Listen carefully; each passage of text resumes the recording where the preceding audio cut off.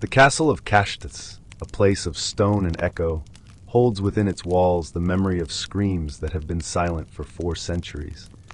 Yet on cold winter nights, they seem to bounce off the granite, a lingering testament to the horrors that unfolded here. In the ruined tower where Elizabeth Báthory was walled up alive, a visitor might still catch the faint scent of iron mixed with the cloying sweetness of decay. The year is 1610, and deep within this fortress, a noblewoman sits in a bath filled not with water, but with a thick, dark, steaming liquid. Her skin, once porcelain, and now showing the wrinkles of age despite her desperate fight against time, shimmers with a crimson glow in the candlelight. She immerses her hands in the warm fluid, convinced that this ritual, this macabre offering, will restore her lost youth, beauty, and power. The young servant girl whose life force now fills the tub, however, will never see the morning light. She was a mere 16 years old, condemned to death for the accidental sin of pulling the Countess's hair while brushing it, a transgression for which she paid with her life. This is a glimpse into the life of Elizabeth Báthory, the Blood Countess, a woman whose name became synonymous with a brand of cruelty so horrific that even the investigators of her time struggled to record her crimes. To comprehend the monster she became, one must first explore the woman and the world that shaped her, before delving into the forgotten tales of her victims' suffering and survival. Elizabeth was born in 1560 into the powerful Báthory family, one of Hungary's most influential and wealthy lineages. At a time when power reigned supreme and the lives of common people held little value, the Báthory name was a force to be reckoned with. They were a family of renowned dragon slayers, vampire hunters, and political brokers who had controlled the region for generations. However, this impressive legacy was shadowed by a dark truth.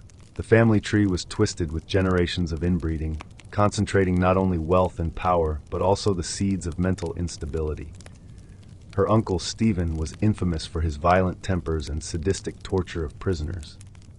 Her aunt Clara was whispered to be a practitioner of dark arts, and she taught a young Elizabeth about herbs, potions, and encheuls that blurred the line between medicine and witchcraft. Elizabeth, a child with porcelain skin and dark, intelligent eyes, was educated as befitted her noble status.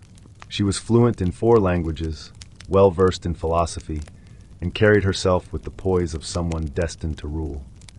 But in the private confines of her family's estate, she was learning far more sinister lessons. At the age of 11, she witnessed her first execution. A peasant, accused of stealing grain, was sentenced to a slow, deliberate death by her father. The man was stripped, bound, and left to freeze in the castle courtyard, while the family watched from the warmth of their chambers. Elizabeth, mesmerized, pressed her face to the glass, watching as the man's skin turned blue, then purple, then black. She did not look away, not even when his fingers began to snap off from frostbite. She would later confess to her servants that it was in that moment she truly understood the essence of power, not just the ability to grant life, but the far more intoxicating power to take it away slowly, to watch the light fade from another's eyes. At 15, Elizabeth was married to Ferenc Nadasdy, a military commander known as the Black Knight. This was an arranged marriage, as was common for the nobility, but Ferenc was no innocent in Elizabeth's burgeoning cruelty. He may have been her first true mentor in the art of inflicting pain. Ferenc spent much of his time at war against the Ottoman Empire, and upon his return, he brought back not only tales of battle, but also new techniques of interrogation and torture he had learned from both allies and enemies. Their honeymoon was reportedly spent in the castle dungeons, experimenting on servants who had displeased them. Elizabeth learned to use hot irons, needles, and knives with a cold, precise touch. She discovered the human body's incredible capacity for pain and that a person's will could be shattered long before their body gave up. But most importantly, she found that inflicting this pain gave her a thrill, an excitement she could not find in fine clothes, expensive wine, or the political games of the nobility. In the early years of their marriage, the killings were infrequent and carefully concealed. A servant who broke a vase might be beaten to death, her body quietly buried, and her absence explained as if she had left on her own. A stable boy who spoke disrespectfully might be found dead, the cause of death attributed to a horse's kick, though the wounds told a different story. Ferenc died in 1604, officially from a mysterious illness, though rumors circulated that even the Black Knight had grown uneasy with his wife's escalating sadism. With his death, Elizabeth, now 44, and showing the first signs of aging that would soon become her consuming obsession, inherited a vast fortune, immense estates, and most crucially, complete and total control over her lands and the people who lived on them. For the first time in her life, she had no one to answer to but herself. The first time she killed for blood was an accident. A young servant girl was helping her dress and accidentally caught the Countess's hair with a brooch, pulling it painfully.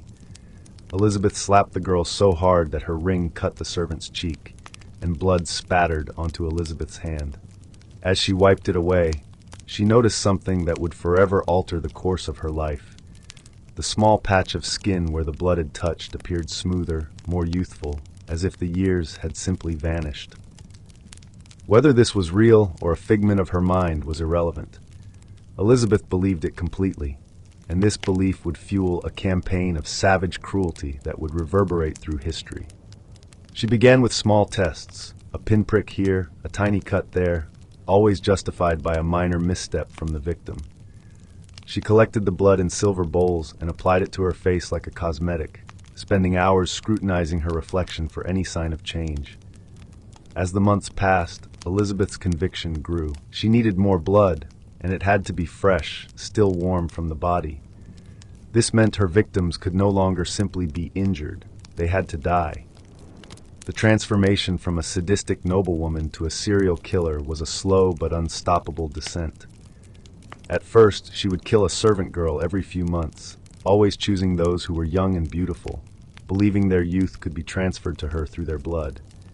Following Ferenc's death, Elizabeth's murderous tendencies developed into a series of grotesque rituals, ceremonies that drew upon the folk magic and dark arts her aunt had introduced to her years ago. The killings took place in the lower, soundproofed chambers of the castle, their thick stone walls and heavy tapestries muffling the sounds. She would have her victims, always young women, stripped and bound, then slowly tortured to death. Their blood was collected in basins placed beneath them.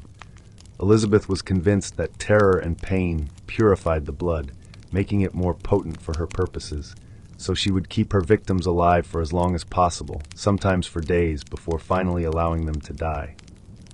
As her obsession with youth and blood deepened, she surrounded herself with a small group of accomplices who either shared her depraved appetites or were too terrified to disobey. This inner circle included Dorka, an elderly woman who served as her personal witch and advisor, Janos Uvari, a dwarf who acted as her bodyguard and executioner, Lona Joe, a servant who helped find and lure victims, and Katalin Betsky, a washerwoman who disposed of the bodies.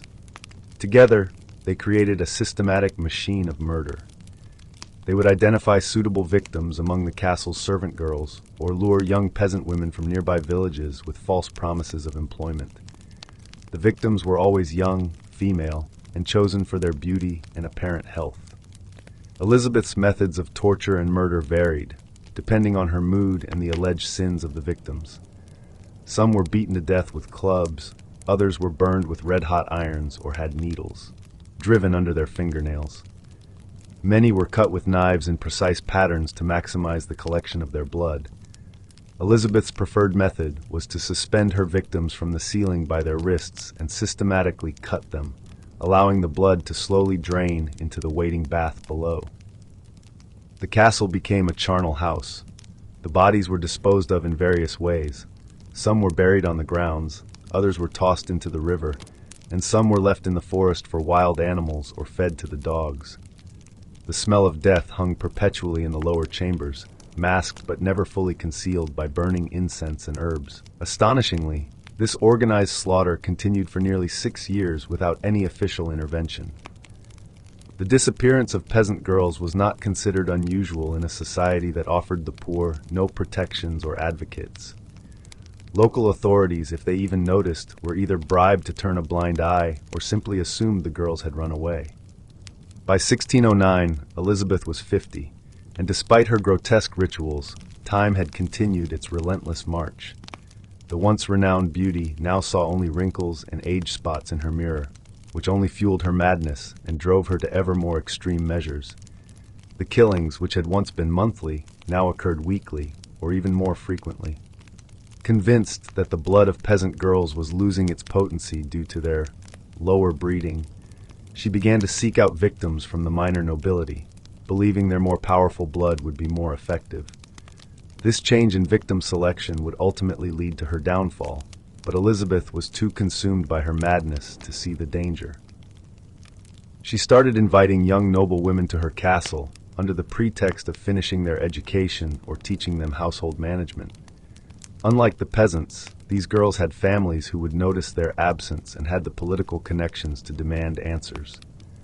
The first noble victim was a distant cousin, a 16-year-old girl named Anna.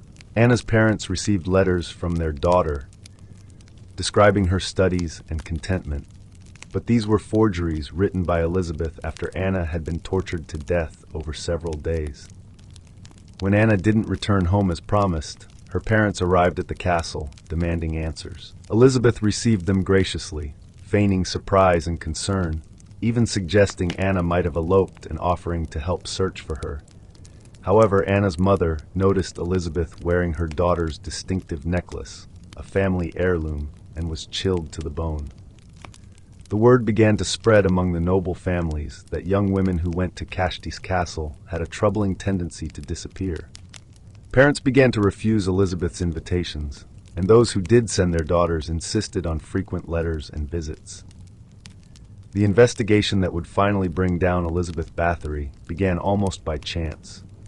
King Matthias V of Hungary, who was looking for a way to seize the vast Báthory estates and cancel his debts to the family, saw an opportunity when reports of missing noblewomen reached the court. He appointed György Thurzo, the Palatine of Hungary, and a relative of Elizabeth's late husband, to investigate the claims. Thurzo was a meticulous man who knew that accusations against someone of Elizabeth's status required irrefutable evidence. He began by interviewing the families of the missing girls, documenting their stories, and collecting evidence of their daughters' disappearances. The investigation took months, during which Elizabeth continued her killings, seemingly oblivious to the peril closing in on her. By late 1610, Thurzo had compiled a mountain of evidence, including testimony from dozens of witnesses, servants who had escaped the castle, family members of victims, and local officials who had been bribed to keep silent. The picture that emerged was so horrific that even hardened officials found it difficult to believe. Witness statements suggested Elizabeth had killed between 80 and 650 young women over her murderous career. The true number would never be known, as many of her victims were peasants whose disappearances had never been officially recorded, but the physical evidence was undeniable. Blood-stained torture devices, rooms reeking of death, and human remains scattered throughout the castle grounds.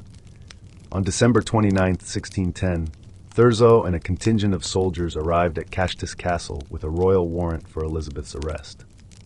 What they found inside would haunt them for the rest of their lives. The raid on Countess castle commenced at dawn, with the thick stone walls still shrouded in the morning mist. Thurzo had timed it precisely to catch the castle's inhabitants off guard, while there was still enough light to document the evidence.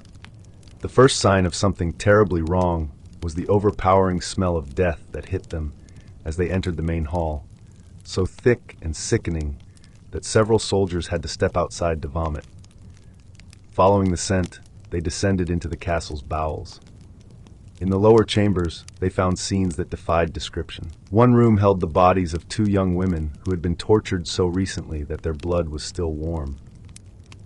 Another room contained the partially dismembered remains of several victims, their body parts arranged in a ritualistic pattern.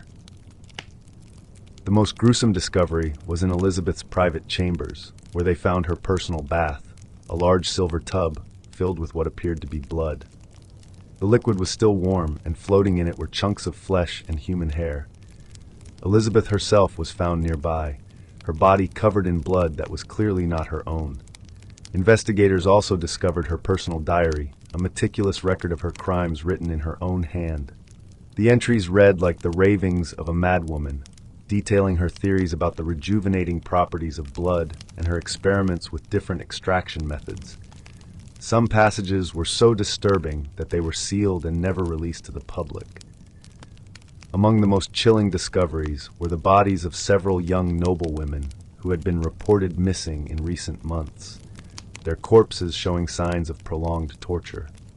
Chemical analysis of their remains suggested they had been kept alive for days or even weeks before being allowed to die. Elizabeth Báthory was never formally tried.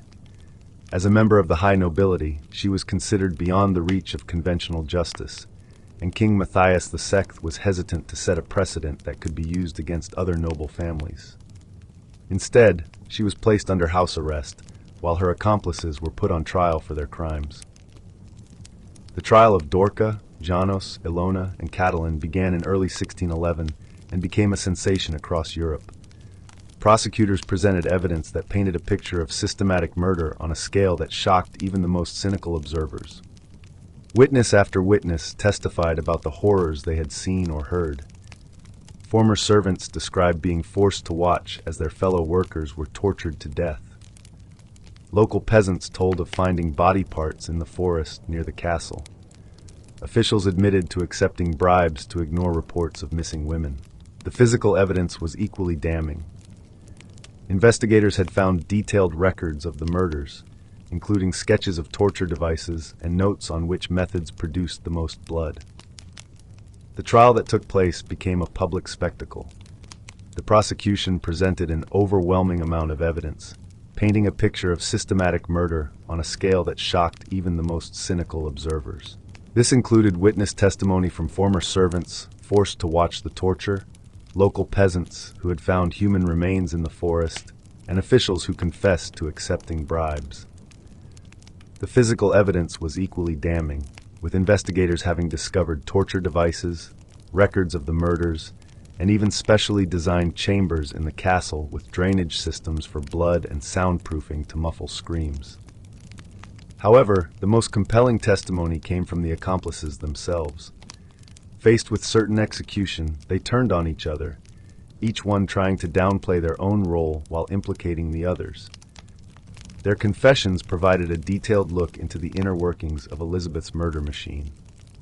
Dorca, the elderly advisor, claimed she was simply following orders, but other witnesses testified that she had been an enthusiastic participant, often suggesting new methods of torture and even carrying out some of the murders herself.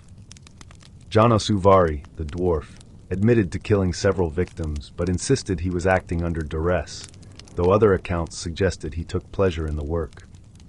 The trial lasted for several months, and public opinion turned decisively against the defendants. All four were found guilty and sentenced to death, with their executions carried out in different ways based on their perceived level of culpability.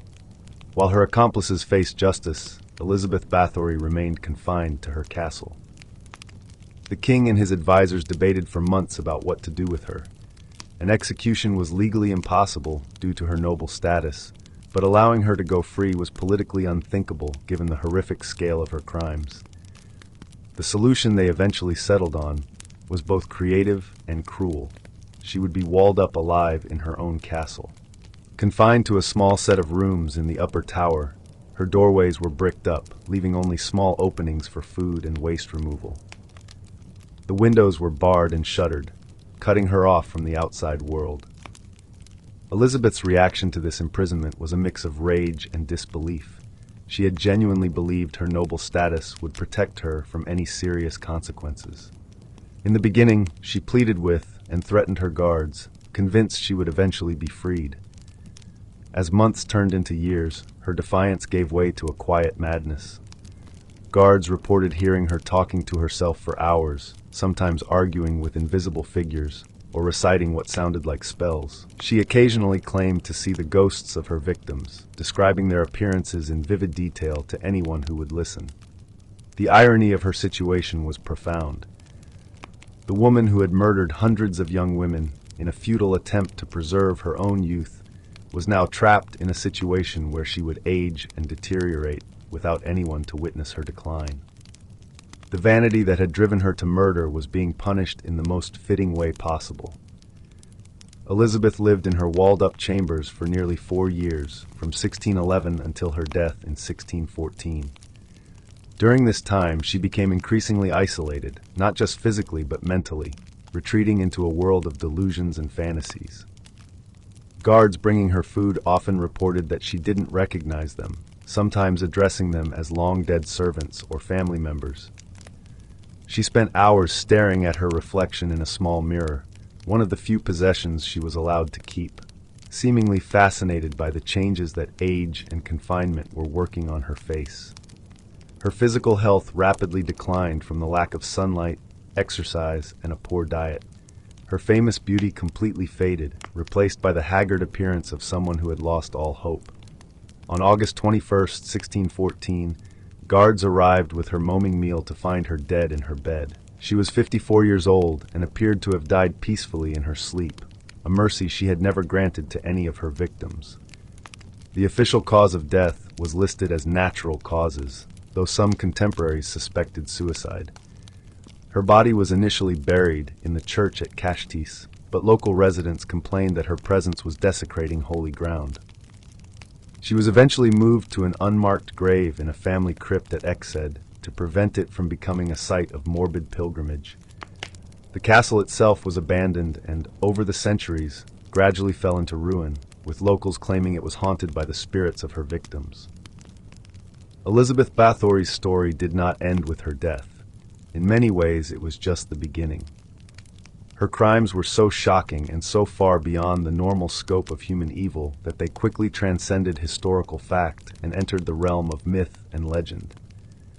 Within a few decades, her crimes had been embellished and exaggerated until she became a figure of almost supernatural evil.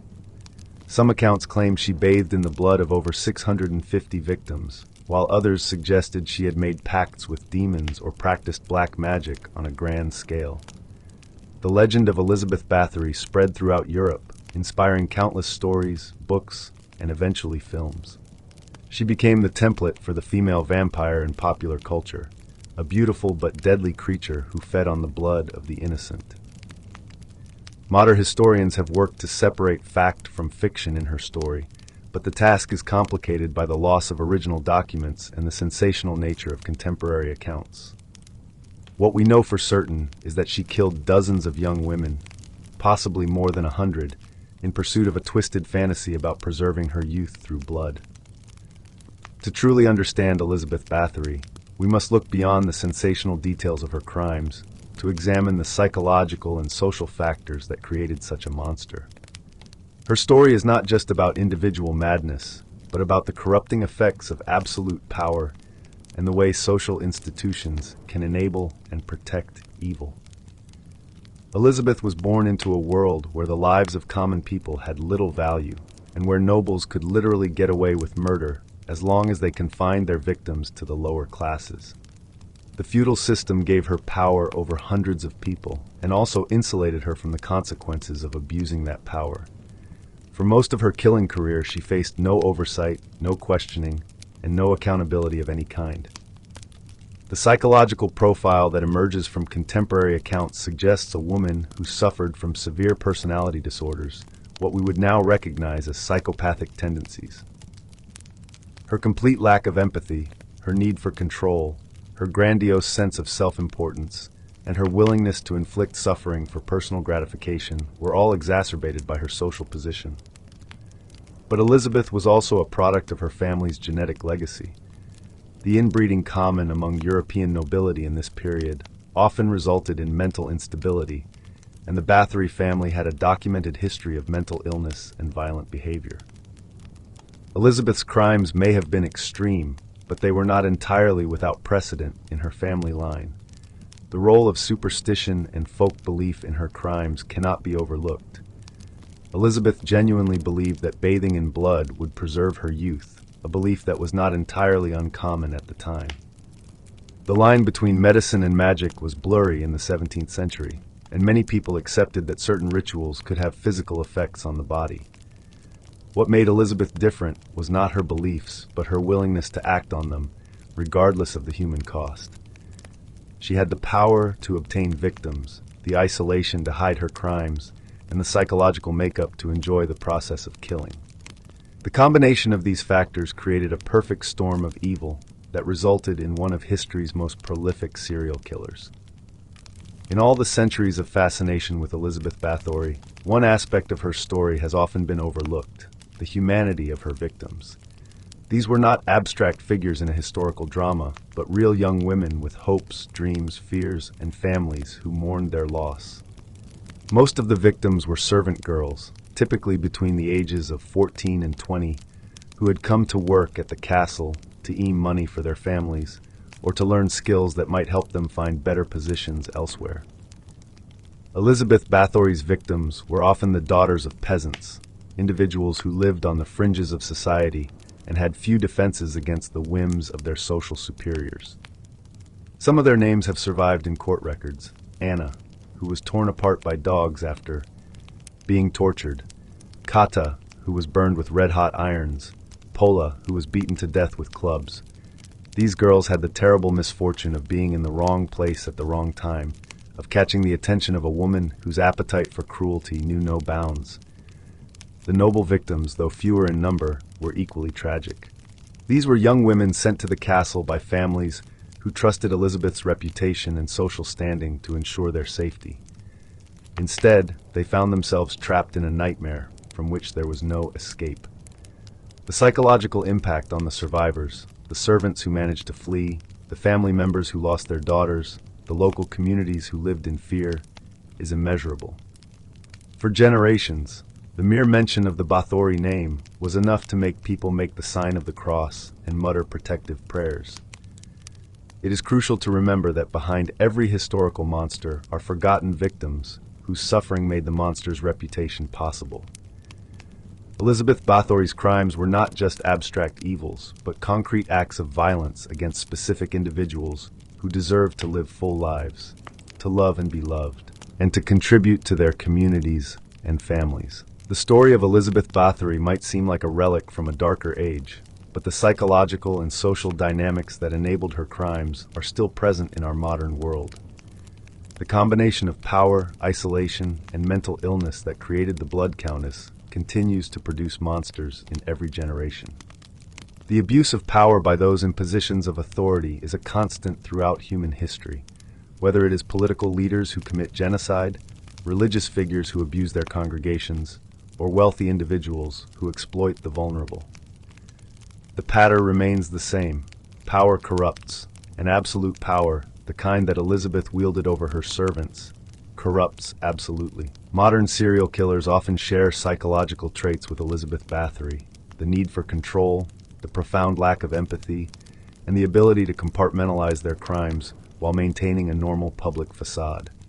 The main difference is that today's killers rarely have the institutional protection that Elizabeth enjoyed for so many years. The role of complicity in enabling evil is another constant theme. Elizabeth could not have committed her crimes without the assistance of her accomplices, just as modern atrocities require the cooperation or willful blindness of many individuals. The servants who said nothing, the officials who looked the other way, the family members who suspected but did not investigate, all bear some responsibility for the continuation of her crimes. Perhaps most importantly, Elizabeth's story reminds us that evil is not always exotic or supernatural. It can emerge from the most privileged backgrounds, hide behind the most respectable facades, and operate within the most civilized societies. The monsters are not always obvious. Sometimes they are the people we least suspect, the ones who seem to have everything but still hunger for more. As we close this dark chapter of history, it is worth returning to that moment when Elizabeth first saw a drop of blood on her skin and believed she had found the secret to eternal youth. In that instant, she made a choice that would define the rest of her life and death. She chose to believe that her own existence was worth more than the lives of everyone around her. The great irony of Elizabeth Báthory's story is that her desperate attempt to preserve her youth and beauty ultimately led to their complete destruction. The woman who killed hundreds to avoid aging died prematurely, alone and forgotten, her beauty long since faded, and her name forever associated with horror, rather than admiration. But perhaps the most chilling aspect of her legacy is how it reflects our own cultural obsessions. In a world where people undergo countless procedures to maintain their youth, where the beauty industry generates billions of dollars from our fears of aging, and where social media creates new pressures to maintain a perfect appearance, Elizabeth Báthory's motivations don't seem quite as foreign as they should. The difference is one of degree, not of kind. We may not literally bathe in blood, but we live in a society that often values appearance over substance, youth over wisdom, and individual desires over collective welfare. The seeds of Elizabeth's madness exist in all of us. What matters is whether we choose to nurture them or resist them. The castle at Countess still stands, though much of it has crumbled over the centuries. Tourists occasionally visit, drawn by its macabre history, but the locals still prefer to avoid the place.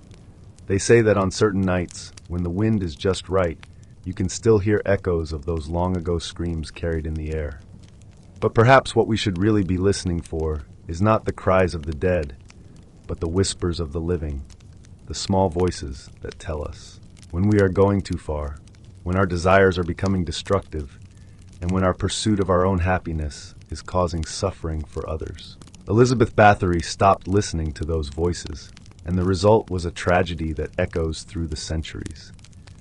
In the end, the Blood Countess achieved a kind of immortality, but not the kind she sought. Instead of being remembered as a beautiful woman who never aged, she is remembered as a cautionary tale about the dangers of unchecked power, untreated mental illness, and the human capacity for evil. Her story serves as a mirror, reflecting back to us the darkest possibilities of human nature and challenging us to choose a better path. The blood has long since dried, the screams have faded into silence, and the woman who believed she could cheat death has herself been dead for over 4 centuries. But the questions her life raises about power, vanity, and the value of human life remain as relevant today as they were in the dungeons of Countess Castle. In studying monsters like Elizabeth Báthory, we learn not just about the past, but about the eternal struggle between our better angels and our darkest impulses, a struggle that continues in every human heart, in every generation, until the end of time.